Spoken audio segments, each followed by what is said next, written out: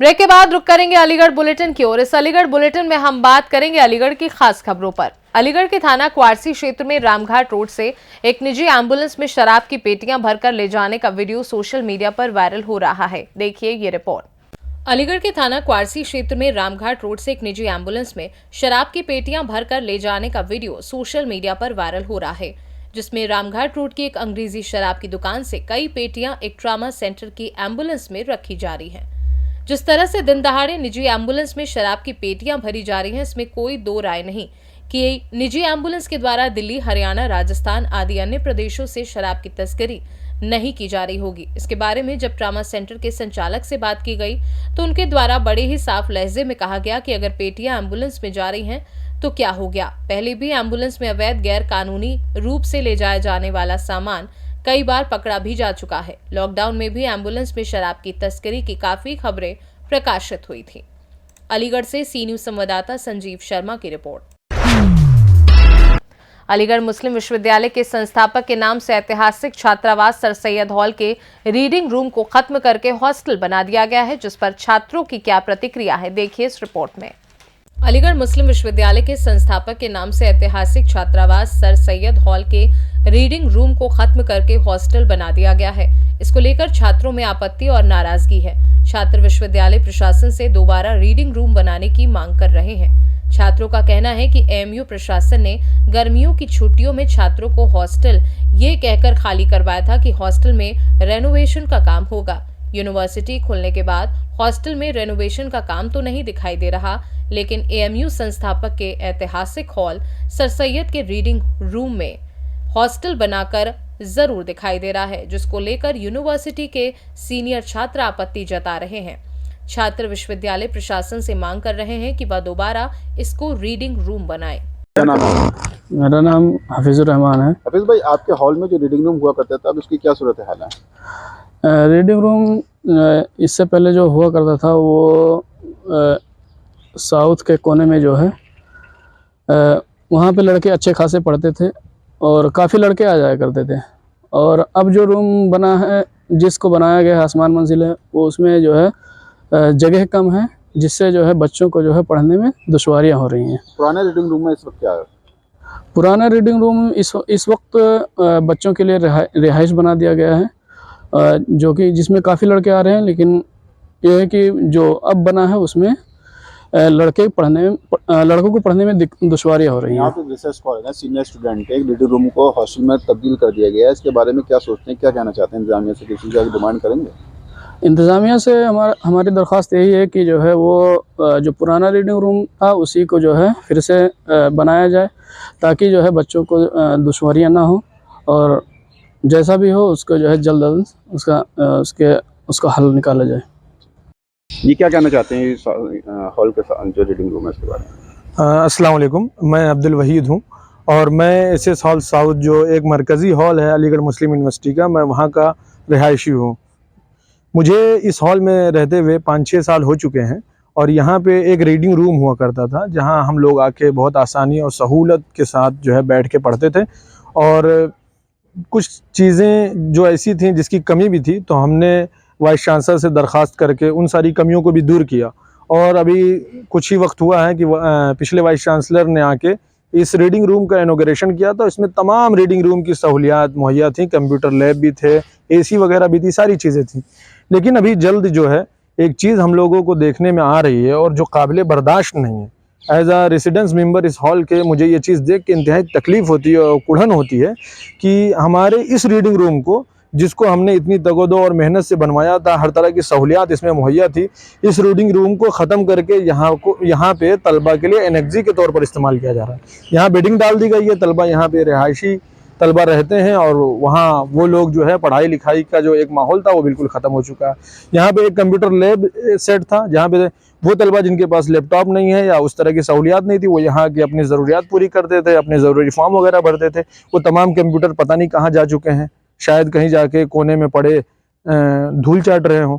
तो इस तरह के हालात हमारे हॉल में हो चुके हैं जो हम सीनियर तलबा को बहुत तकलीफ़ देते हैं। लेकिन मेरा इंतज़ामिया से ये भी सवाल है कि क्या हमारे इस हॉल के अंदर रेसिडेंशियल तलबा की तादाद बढ़ रही थी तो आपने इस वजह से रीडिंग रूम को ख़त्म करके वहाँ पे तलबा का अलॉटमेंट कर दिया है, तो ये इंतहाई गलत काम है। क्योंकि हमारे हॉल में हम तलबा रहते हैं, हम देखते हैं कि हमारे हॉल में दो जो है वार्डन रूम है। एक वार्डन रूम में मुस्तकिल देख रहा हूँ कि उसमें ताले लगे हुए हैं। अगर जो आपको तलबा को, रिहायशी तलबा को देना ही था तो रीडिंग रूम ना ख़त्म करके वार्डन रूम में मुंतकिल कर देते, जहाँ मेरे ख्याल से 40 से 50 तलबा रह सकते हैं बआसानी के साथ। आपने वहाँ ताला लगा रखा है, तो ये इंतहाई गलत हो रहा है हॉल के अंदर। और हम तलबा को, सीनियर तलबा को बतौर ख़ास नाकाबिले बर्दाश्त है। हम लोग वहीं पढ़ना चाहते हैं जहाँ हम पढ़ रहे थे सहूलत के साथ, और हमें वही कंप्यूटर लैब वहाँ चाहिए दोबारा से, और दोबारा से हमें वही एसी और सारी फैसिलिटीज़ चाहिए ताकि हम यहाँ पढ़ सकें। हम दूर दराज से यहाँ क्यों आए हैं? हम दूर दराज से यहाँ सिर्फ पढ़ने लिखने आए हैं और पढ़ाई को प्रमोट करने आए हैं। अगर जो मैं एक खदशा जाहिर कर रहा हूँ कि आने वाले वक्त में क्या हमारे इस यूनिवर्सिटी में रिहायशी तलबा की तादाद बढ़ती है तो इंतज़ामिया मौलाना आज़ाद लाइब्रेरी में बेडिंग डलवा के उनके रिहाइश का इंतज़ाम करेगी? ये मेरा एक सवाल है। इस तरह की चीज़ें इस यूनिवर्सिटी में हो रही हैं जो बहुत तकलीफ देह है। इसके अंदर कोई तारीखी तख्तियाँ भी लगी हुई हैं। ये रीडिंग रूम जो हमारा है ये तारीखी रीडिंग रूम है। ये हॉल जो है, इस हॉल के बारे में कहा जाता है कि सर सैयद ने खुद अपने हाथों से बनाया है। इसके अंदर जब आप जाएंगे तो देखेंगे कि तारीखी तख्तियाँ लगी हुई हैं। उन तख्तियों पे भी लिखा हुआ है ये सर सैयद के वक्त से लेक्चर रूम रहा है, यहाँ पे पढ़ाई लिखाई का इंतज़ाम और सारी चीज़ें होती रही हैं। तो आज के वक्त में अगर जो ये माहौल बन रहा है यूनिवर्सिटी के अंदर, तो आने वाले वक्त को लेकर मैं बहुत फ़िक्रमंद हूँ। और मैं पुरजोर अंदाज में ये डिमांड करता हूँ कि हमारे उस रीडिंग रूम को दोबारा से उसी मकाम पे वापस उसी सहूलियत के साथ फराहम किया जाए, और तलबा की ये पुरजोर डिमांड है। इसको लेकर कोई खत भी लिखेंगे वाइस चांसलर को? और जैसा कि मैं इस हॉल के अंदर हूँ और मैं स्टूडेंट लीडर भी हूँ, तो अपने इस जिम्मेदारी को समझते हुए मैं बहुत जल्द ही वाइस चांसलर को और इंतज़ामिया को ख़त लिख के इस अहम मसले की तरफ तवज्जो भी दिलाने की भरपूर कोशिश करूँगा। अलीगढ़ से सी न्यूज़ संवाददाता संजीव शर्मा की रिपोर्ट। अलीगढ़ में भारतीय जनता पार्टी जिला मंत्री संदेश राज के नेतृत्व में रामलीला मैदान पर सांकेतिक धरना प्रदर्शन किया गया, जिसमें भाजपा के वरिष्ठ नेता मानव महाजन शामिल हुए। देखिए ये रिपोर्ट। अलीगढ़ में भारतीय जनता पार्टी जिला मंत्री संदेश राज के नेतृत्व में रामलीला मैदान पर सांकेतिक धरना प्रदर्शन किया गया, जिसमें भाजपा के वरिष्ठ नेता मानव महाजन शामिल हुए। भाजपा नेता मानव महाजन ने कहा कि बाबा साहब डॉक्टर भीमराव अंबेडकर के नाम पर रोटियां सेकने वाले कांग्रेस पार्टी का झूठ उजागर करते हुए भ्रम की राजनीति तो फैला ही रहे हैं, उसके खिलाफ प्रदर्शन भी किया गया। देश की आजादी के बाद बाबा भीमराव अंबेडकर को अगर किसी पार्टी ने अपमानित और कलंकित करने का कार्य किया तो कांग्रेस पार्टी ने किया। 1951 में कानून मंत्री के पद से इस्तीफा देकर कांग्रेस पार्टी के कुछ निर्णय से असमत होकर दिया गया है। आज आपने किस तरह का आक्रोश किया, किस बात को लेकर? देखिए, जिस प्रकार कांग्रेस, भारतीय जनता पार्टी ने हमेशा बाबा साहब का सम्मान किया है, लेकिन कांग्रेस भ्रम की राजनीति फैलाती है। आज भाई संदेश राज, भाई सोनू जाटव जी के नेतृत्व में एक सांकेतिक प्रदर्शन है। यदि कांग्रेस ने ऐसा भ्रम फैलाना बंद नहीं किया, बाबा साहब का और दलितों का अपमान बंद नहीं किया, तो हम इससे भी उग्र प्रदर्शन करेंगे और उनको बता देंगे कि उनके ज़माने में, उनके समय में संविधान में कितने संशोधन हुए थे। वो केवल एक ही को मानते हैं। कांग्रेस केवल गांधी शब्द को जानती है, वो केवल गांधी परिवार को मानती है, उसके अलावा वो किसी को नहीं मानती। जबकि भारतीय जनता पार्टी, सबको पता है कि भारत रत्न देने का काम भारतीय जनता पार्टी ने किया, बाबा साहब के पंच तीर्थों का काम भारतीय जनता पार्टी ने किया। तो कांग्रेस का ये झूठ, कांग्रेस का ये भ्रम, इसके विरोध में भारतीय जनता पार्टी के सभी कार्यकर्ता घर घर जाकर लोगों को इनके भ्रम के बारे में बताएंगे। किस तरह का प्रदर्शन किया है और किस तरह से आक्रोश पैदा किया है? आज हमारे अनुसूचित मोर्चा और समस्त दलित समाज की ओर से यहाँ पर सांकेतिक धरना रामलीला मैदान पर किया गया है। आप देख सकते हो किस तरह से बाबा साहब के नाम पर बाबा साहब को अपमान करने का कार्य कांग्रेस पार्टी ने आज़ादी के बाद सदैव से किया। उनको चुनाव हराने से लेकर उनको कानून मंत्री के इस्तीफे तक, यहीं भारतीय जनता पार्टी ने उनको सदैव सम्मान दिया। आप देख सकते हो किस तरह से सदन में अमित शाह का, जो हमारे गृह मंत्री हैं, उनका वो बयान को तोड़ मरोड़ कर 12 सेकंड का जो बयान है उसको संचालित कर और जो 3 मिनट 37 सेकंड का जो बयान है उसे दबाकर ये जो रोटियां सेकी जा रही हैं दलित समाज के अपमान में और बाबा साहब के अपमान में, उसके विरोध में आज धरना प्रदर्शन किया है। दलित समाज यहाँ पर घर घर जाकर, डोर टू डोर जाकर ये भ्रम को जो कांग्रेस फैला रही है उसका प्रचार प्रसार करेगी और आगे धरना प्रदर्शन चलेगा, क्योंकि बाबा साहब का अपमान सदैव से जो कांग्रेस करती आई है वो दलित समाज बिल्कुल बर्दाश्त नहीं करेगा। आगे भी हमारा धरना प्रदर्शन चलता रहेगा। क्या नाम है आपका? मेरा नाम संदेश राज वाल्मीकि है, भारतीय जनता पार्टी। अलीगढ़ से सी न्यूज संवाददाता संजीव शर्मा की रिपोर्ट। अलीगढ़ में मुस्लिम समुदाय के द्वारा अलीगढ़ के सराय रहमान में 50 वर्ष पूर्व बने मंदिर को मात्र 6 माह के समय काल में ही भगवान की मूर्ति तोड़ दी गई। देखिए ये रिपोर्ट। मुस्लिम समुदाय के द्वारा अलीगढ़ के सराय रहमान में 50 वर्ष पूर्व बने मंदिर को मात्र 6 माह के समय काल में ही भगवान की मूर्ति तोड़ दी गई एवं अन्य कीमती सामान चोरी कर मंदिर के और पास जमीन कब्जा कर मजार बनाने की योजना को राष्ट्रीय हिंदू युवा वाहिनी के प्रदेश अध्यक्ष गौरव सारस्वत एवं महामंत्री शांतनु गुप्ता, जिला अध्यक्ष ललित प्रजापति, मंडल अध्यक्ष पुष्पेंद्र पुंडीर, मंत्री राजू सिंह, जिला प्रभारी सुमित शर्मा, दीपक माहौर, विकास गुप्ता, जितेंद्र वाशने, संजय माहौर, निकुंज माहेश्वरी, राहुल गौड़, अंकुर वाशने आदि लोग कल शाम से ही इस योजना को विफल करने के लिए और अवैध निर्माण को ध्वस्त करने के लिए अपने सैकड़ों कार्यकर्ताओं के साथ हल्ला बोल दिया है। प्रशासन के आला अधिकारियों के 48 घंटे के आश्वासन के बाद जिलाधिकारी के नाम ज्ञापन लिखा गया है। अलीगढ़ से सी न्यूज संवाददाता संजीव शर्मा की रिपोर्ट। अलीगढ़ में क्रांतिकारी अधिवक्ता संघ के बैनर तले दीवानी परिसर में इलाहाबाद हाईकोर्ट के न्यायाधीश शेखर कुमार यादव के समर्थन में अधिवक्ताओं ने सीजेआई और लोकसभा अध्यक्ष के लिए खून से पत्र लिखकर उनके बयान का समर्थन किया है। देखिए ये रिपोर्ट। अलीगढ़ क्रांतिकारी अधिवक्ता संघ के बैनर तले दीवानी परिसर में इलाहाबाद हाईकोर्ट के न्यायाधीश शेखर कुमार यादव के समर्थन में अधिवक्ताओं ने सीजेआई और लोकसभा अध्यक्ष के लिए खून से पत्र लिखकर उनके बयान का समर्थन किया तथा कुछ सांसदों द्वारा जस्टिस यादव के खिलाफ महाभियोग लाने एवं प्रशांत भूषण द्वारा की गई शिकायत को खारिज कराने की मांग की गई। संघ के संरक्षक एवं वरिष्ठ अधिवक्ता गजेंद्र कुमार वर्मा, अशोक शर्मा, नवरत्न गुप्ता और सुधा शर्मा ने कहा कि जस्टिस यादव के जिस बयान पर कुछ राष्ट्र विरोधी मानसिकता के सांसद एवं कपिल सिब्बल, प्रशांत भूषण जैसे लोग केवल सुर्खियों में बने रहने के लिए संवैधानिक पद पर आसीन राष्ट्रवादियों को निशाना बनाते हैं, जबकि जस्टिस यादव का बयान वर्तमान परिदृश्य की हकीकत है। आज किस मामले को लेकर पत्र वगैरह लिखा गया है?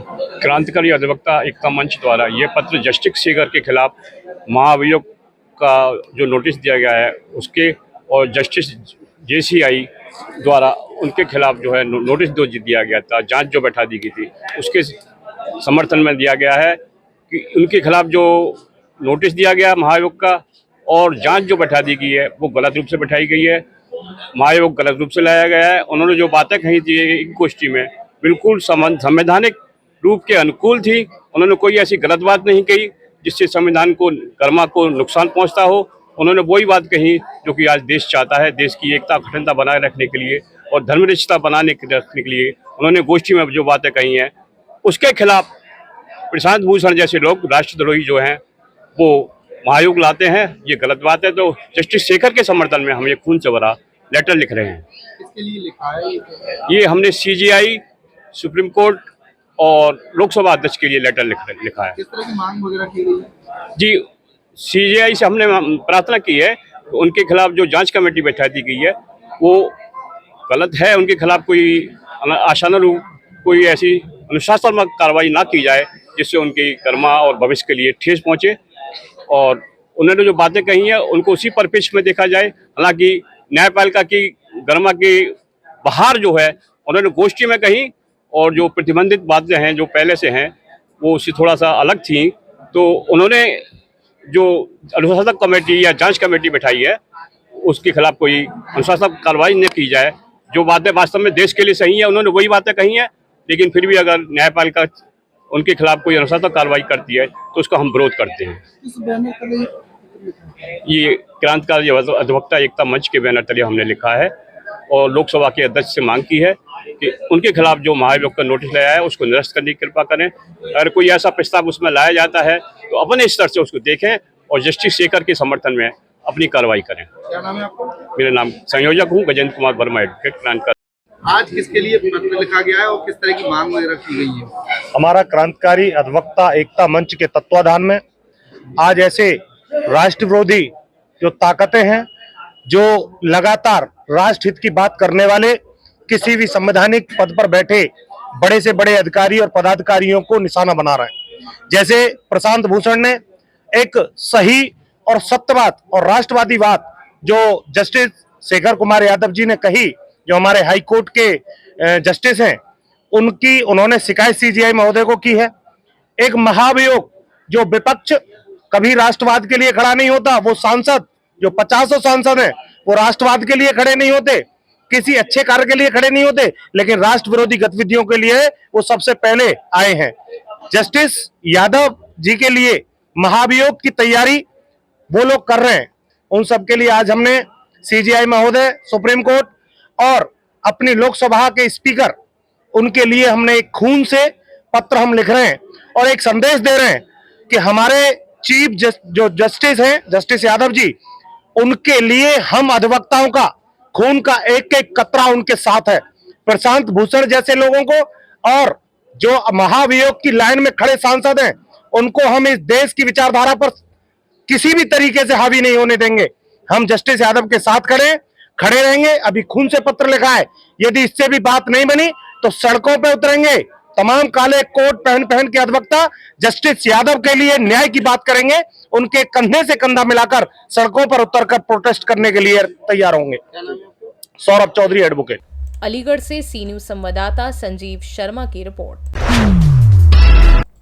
अलीगढ़ में वाणिज्य अधीक्षक द्वारा महिला रेलवे कर्मी के साथ यौन उत्पीड़न का मामला सामने आया है। आइए देखते हैं ये रिपोर्ट।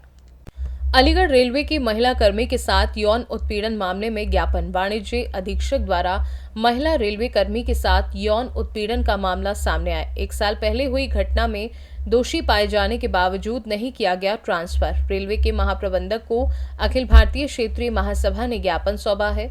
रेलवे के दोषी अधिकारी पर कार्यवाही न होने से नाराज क्षेत्रीय महासभा के लोगों की रेलवे महाप्रबंधक से नोकझोंक हुई। मामला अलीगढ़ रेलवे स्टेशन का बताया जा रहा है। क्या नाम है आपका और किस संबंध में आपने ज्ञापन दिया है? मेरा नाम विवेक चौहान है और मैं जिलाध्यक्ष हूँ अखिल भारतीय क्षत्रिय महासभा अलीगढ़ से। आज हम यहाँ रेलवे स्टेशन अलीगढ़ पर एकत्रित हुए अपनी क्षत्रिय समाज की टीम के साथ में। 1 वर्ष पूर्व एक रेलवे के वाणिज्य अधीक्षक हैं शुक्ला जी, संजय शुक्ला नाम है उनका। उन्होंने हमारे समाज की एक महिला है साधना पुंडीर, उनके साथ यौन उत्पीड़न किया, जिसका मामला दर्ज हुआ। दर्ज होने के बाद एक विशाख समिति बनाई गई। समिति के आधार पर उन्हें दोषी पाया गया। दोषी पाने के बाद उनके ट्रांसफ़र ऑर्डर की बात आई, जिन्हें इलाहाबाद मंडल से बाहर भेजा जाएगा, लेकिन 1 वर्ष बाद तक किसी तरह की कोई कार्रवाई नहीं हुई। कल हमें अखबार के माध्यम से पता चला कि आज भी वह इसी स्टेशन पर तैनात हैं, इसी मंडल में तैनात हैं। यदि उनके अंदर इतनी योग्यता है तो उन्हें भारत के किसी अन्य मंडल में क्यों नहीं भेजा जा रहा? और ऐसी क्या खास बात है उनके अंदर कि 35 वर्ष से एक ही जंक्शन पर तैनात हैं? कहाँ का मामला है? ये अलीगढ़ जंक्शन का मामला है। अलीगढ़ जंक्शन पे ही उनके विभाग में एक रिजर्वेशन में महिला है जो अपने पति की मृत्यु के उपरांत रेलवे में कर्मचारी हैं। उनके साथ उत्पीड़न हो रहा है। उनके साथ साथ अन्य कई महिलाओं का भी उन्होंने यौन उत्पीड़न किया, जिन्होंने शिकायत भी दर्ज की, लेकिन डरा धमकाकर उनसे शिकायतें वापस करवा ली गई, जिसके आधार पर कोई कार्रवाई अभी तक उनके खिलाफ नहीं हुई है। ज्ञापन दिया है आपने और क्या मांग रखी? आज यहाँ अलीगढ़ में इलाहाबाद मंडल के महाप्रबंधक जी आए हुए हैं, उनके नाम से हमने ज्ञापन दिया है और एक उचित कार्रवाई संवैधानिक तरीके से और जो दोषी हैं अधिकारी उनके खिलाफ कार्रवाई की जाए और महिलाओं को, नारियों को, अलीगढ़ जंक्शन के साथ साथ पूरे देश की रेलवे कर्मचारी महिलाओं को न्याय मिले। अलीगढ़ से सी न्यूज संवाददाता संजीव शर्मा की रिपोर्ट। अलीगढ़ में रेस्टोरेंट स्वामी के साथ बदमाशों ने मारपीट कर लूट की घटना को अंजाम दिया है। आइए देखते हैं ये रिपोर्ट। अलीगढ़ में रेस्टोरेंट स्वामी के साथ बदमाशों ने मारपीट कर लूट को अंजाम दिया है। ऑटो में रसलगंज के लिए बैठे रेस्टोरेंट स्वामी के साथ बदमाशों ने घटना को अंजाम दिया है। रात में ऑटो चालक बनकर बदमाशों ने रेस्टोरेंट स्वामी के साथ घटना को अंजाम दिया। ऑटो में बिठाकर रेस्टोरेंट स्वामी के साथ नुमाइश ग्राउंड में ले जाकर मारपीट और लूट की। कल देर रात रेस्टोरेंट स्वामी के साथ ये घटना हुई। पुलिस ने अब तक इस पर कार्यवाही नहीं की है।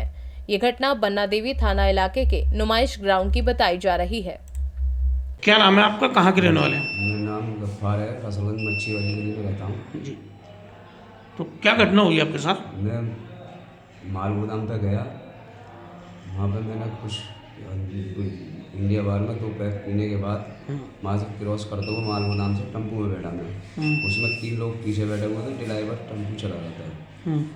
वो मैंने रेस्टोरेंट के लिए कहा कि मैं ये चौराहे पे छोड़ देना, उन्होंने बस चौराहे पे नहीं छोड़ा, मेरी नमाज में ले जाके इतना मारा, मेरे मुंह में मट्टी भर दी और मेरे सारे पैसे छीन के ले गए। मोबाइल भी ले गए मेरा।